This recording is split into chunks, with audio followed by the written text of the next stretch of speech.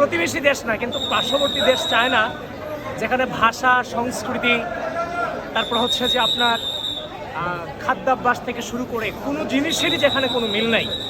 সুতরাং ওই জায়গায় গিয়ে এতগুলো কর্মসূচিতে অংশগ্রহণ করা, একই সাথে নিজের স্টেমিনা ধরে রাখা, সফলভাবে এটাকে সম্পন্ন করা, সকল প্রতিকূলতার মাঝখানে, এটা আমাদের জন্য অবশ্যই অনেক বেশি চ্যালেঞ্জিং ছিল। তবে প্রতিটা মুহূর্তে আমাদের দেশ, এদেশের মাটি, এদেশের খাদ্যাভ্যাস, সংস্কৃতি, ভাষা, প্রতিটাকে আমরা প্রতি মুহূর্তে আমরা প্রত্যেকে, যেখানে 20 জন ছিলাম, প্রত্যেকে আমরা এই বাংলাদেশকে প্রতি মুহূর্তে মিস করেছিলাম। এই দেশ থেকে যখন আরেকটা দেশে যাওয়া হয়, যেখানে কোনো মিল থাকে না, তখন নিজের মাতৃভূমিকে অনেক বেশি মনে পড়ে, যেটা দেশে থেকে অনুভব করা যায়।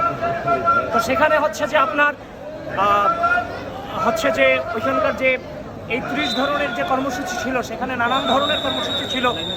আপনার সেখানকার যে চংচিং ছিল, সাংহাই ছিল, সেখানকার যে ফরেন মিনিস্ট্রি ছিল কিংবা ফরেন অফিস ছিল, তাদের সাথে বৈঠক করা, সেখানকার যে ক্ষমতাসীন সংগঠন ছিল তাদের সাথে মতবিনিময় করা, আবার